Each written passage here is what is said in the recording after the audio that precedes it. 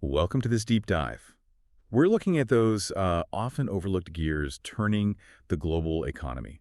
Today, we're shining a spotlight on a tool that's, well, it's rugged, it's essential. You find it everywhere, from massive construction sites right down to your local garage, the lever hoist.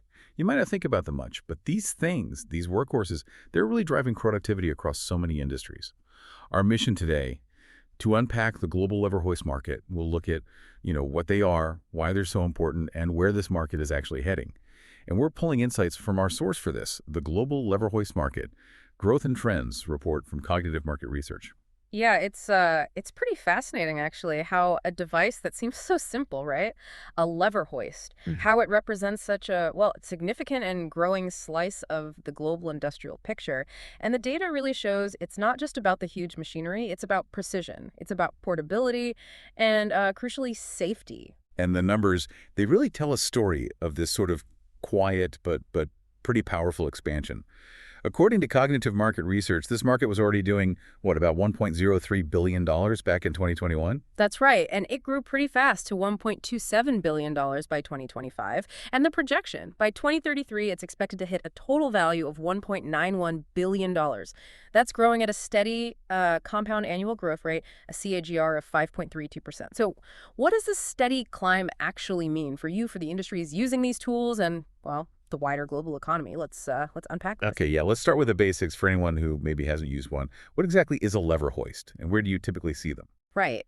Well, at its core, a lever hoist is basically a manual tool. Professionals use it to lift or lower or even just secure heavy loads. And they do it with remarkable ease and precision, considering it's manual. You'll find them all over the place. Construction, mining, shipping, automotive repair, tons of sectors. What's really key here is their role when, those big powered lifting solutions just aren't practical. Think tight spaces, remote sites, maybe just an awkward corner in a workshop. Their mechanical advantage means like one person can move something that might otherwise need a whole team or complex gear. Okay, so portability and mechanical leverage, those are clearly big pluses. But beyond just that, what's really fueling this steady growth we're seeing in the numbers?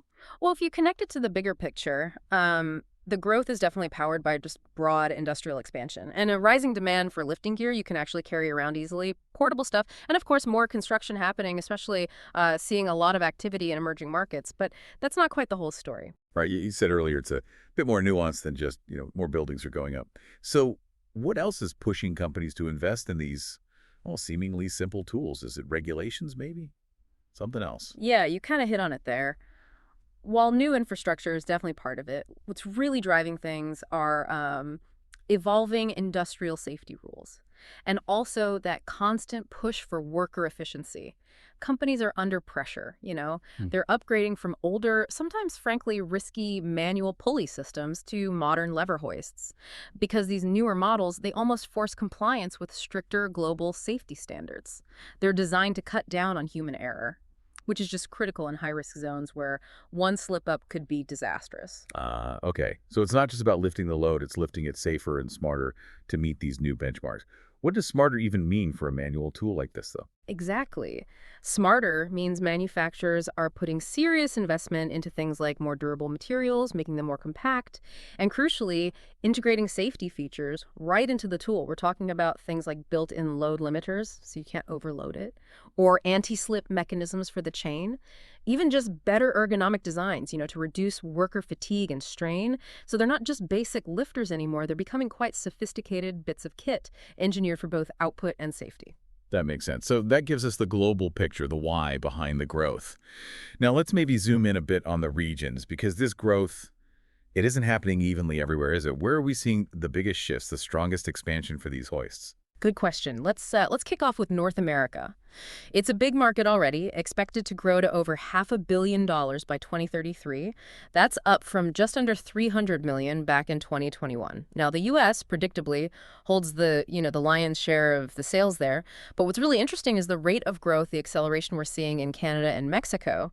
Both are showing Kang's quite a bit higher than the regional average.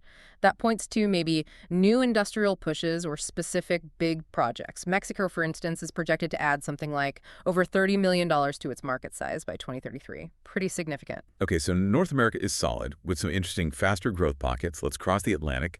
Europe seems like a fascinating contrast. You've got mature economies, but the report suggests some surprising areas of, well, almost explosive growth for lever hoists there. What's that story? Yeah, Europe's also very robust. The forecast there is over $344 million by 2033, up from about $239 million in 2025. And while you've got countries like France, Italy, Germany showing good, solid, steady growth, what's really intriguing is this rest of Europe segment. That includes Eastern Europe developing industrial hubs, and that's actually the fastest growing part within the region. It's got a strong 6.2% CAGR. That suggests, a real push for modernizing equipment in those emerging industrial zones. Right, catching up or maybe leapfrogging in some areas. Okay, and where's the biggest engine globally, the real powerhouse for this market? Oh, that would definitely be Asia Pacific, without a doubt. It's projected to balloon from roughly $410 million in 2021 to nearly $800 million by 2033. And it has the leading regional KGR, too, at 5.73%. Now, China and Japan, they're still the dominant players there in terms of size, but India is really leading the charge within APAC in terms of growth rate, boasting a 6.52% CAGR. And what's even more striking, maybe, is the almost double-digit expansion rates in places like Singapore, Southeast Asia, generally in this broader rest of APAC category. That last one is climbing towards $100 million at an incredible 7.66% CAGR. It just points to a massive wave of infrastructure build-out and manufacturing development right across that whole region. Wow, okay, massive growth there. Let's shift focus south a bit. Yeah. What's the picture in South America and the Middle East? Similar industrial trends driving demand. Yeah, somewhat similar drivers. In South America, the market's forecast to hit nearly $140 million by 2033. That's almost double where it was in 2021, around $69 million. You've got countries like Brazil, Argentina, Colombia all seeing, healthy industrial growth. And the rest of South America part is expanding pretty quickly, too. That's largely powered by new construction, expanding logistics, and quite a bit of mining activity. For the Middle East, the market's set to grow from about $39 million in 2021 to over $63 million by 2033. Demand there is led by places like Saudi Arabia, the UAE, Egypt. The overall KGR rates are maybe a bit more moderate compared to Asia-Pac or Africa, but the UAE in particular is gaining real traction. Lots of new infrastructure, big oil and gas projects fueling that. Okay, makes sense. And finally then, looking across all the continents, which one is showing the absolute fastest growth rate worldwide for lever hoists? That would be Africa, hands down. Now, it's rising from a smaller base, granted only $17.5 million back in 2021. But it's projected to hit $48.3 million by 2033. That's with an impressive KGR of 9.54%, really high. Nigeria, South Africa, and this broader rest of Africa segment are leading that charge. And actually, rest of Africa is forecast to grow the fastest within Africa, potentially over 10% CAGR. This surge, it seems driven by, critical investments in mining, energy, transportation right across the continent. And what's kind of striking about Africa's growth isn't just the big projects. We're seeing a boom in smaller scale, maybe artisanal mining operations too, often in really remote spots where, a big crane is just impossible. So the portability, the ruggedness of these lever hoists makes them absolutely essential for those kinds of startup extraction projects. That's a really interesting angle. So wrapping this up then, what does all this mean for you listening? It seems pretty clear the lever hoist market is, well, steadily climbing. It's backed by broad industrial demand, sure, but also these evolving safety standards, and especially that rapid expansion we're seeing in emerging markets. These tools, they're kind of quietly lifting profits and performance everywhere: construction, utilities, shipping, heavy manufacturing. Yeah, this deep dive really highlights how even these, essential tools that seem quite simple on the surface, they're part of a really dynamic global market. They're constantly adapting to new demands, safety, efficiency, even ergonomic design. They really are sort of the unsung heroes powering a lot of this industrial growth. Absolutely. And for you, it's maybe a reminder that beneath the surface of, our developed world and really powering new development elsewhere, are these crucial, fundamental bits of equipment. It kind of makes you wonder, doesn't it?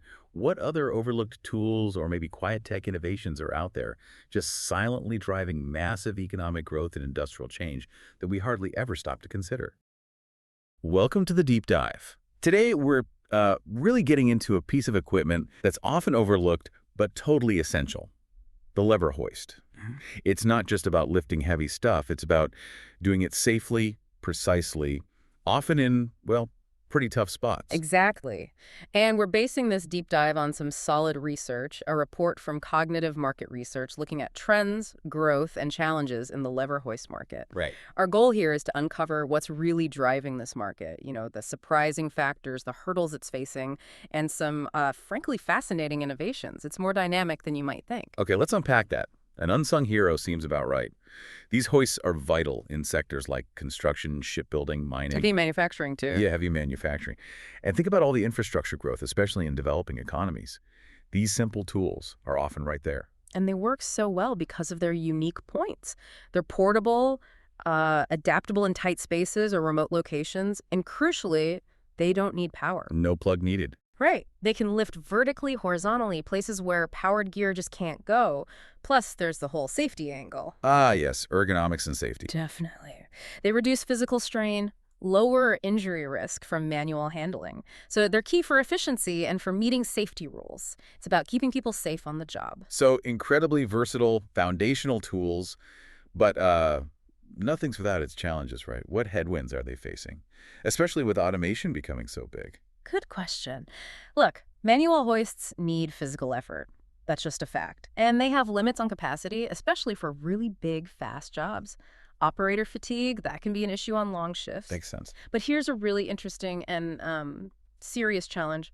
Counterfeit hoists. Oh, Yeah, substandard fakes, especially in places where cost is the absolute main driver. Think about a cheap part failing under load on a busy site. that sounds dangerous. It is. Huge safety risks, performance issues. Yeah. These knockoffs damage trust, and without proper checks and maintenance, they put workers and whole projects at severe risk. It's a critical point. Wow, okay. So that's a major concern. Given these challenges, how are the legitimate manufacturers responding? What trends are keeping these tools competitive? Well, the market's definitely not standing still. We're seeing real innovation. First off, product enhancements. Like what? Things like built-in load indicators so the operator knows exactly what they're lifting, overload protection systems to prevent accidents, better finishes like corrosion resistance for tough environments. So making them safer and last longer. Exactly. Enhances safety, extends the life of the tool, and helps meet safety standards, makes them more reliable. And what about the actual stuff Yeah. they're made of? Are materials changing? Absolutely. That's a big one. A definite shift towards lightweight, high-strength materials. Think aluminum alloys, composites. Lighter means easier to handle. Much easier. Improves portability, especially for tasks overhead or where workers have to move the hoist around a lot. Less fatigue, more efficiency. It changes how you can even use the tool. Okay. Product improvements, better materials. Yeah. What about how people get these tools? Are business models changing? Yes, significantly.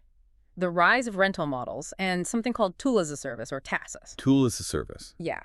It's shifting away from outright ownership. Companies, maybe in construction or industry, can get flexible access to top-quality tools just for the project duration. Without the big upfront cost. Precisely. No big capital investment tied up. It makes the market much more responsive to short-term needs, project spikes, that sort of thing. So this seemingly simple traditional tool, the lever hoist, is actually evolving quite a bit. Mhm. New features, new materials, even new ways to access it. It's more complex than it first appears. It really is. And this whole journey, from a basic manual device to something with advanced safety features, new materials, backed by these service models, it brings up a bigger question, I think. As automation keeps marching forward, how will industries find the right balance? Balancing the need for high-tech, integrated systems with the enduring value of tools like the lever hoist, robust, adaptable, simple, reliable, especially in difficult environments.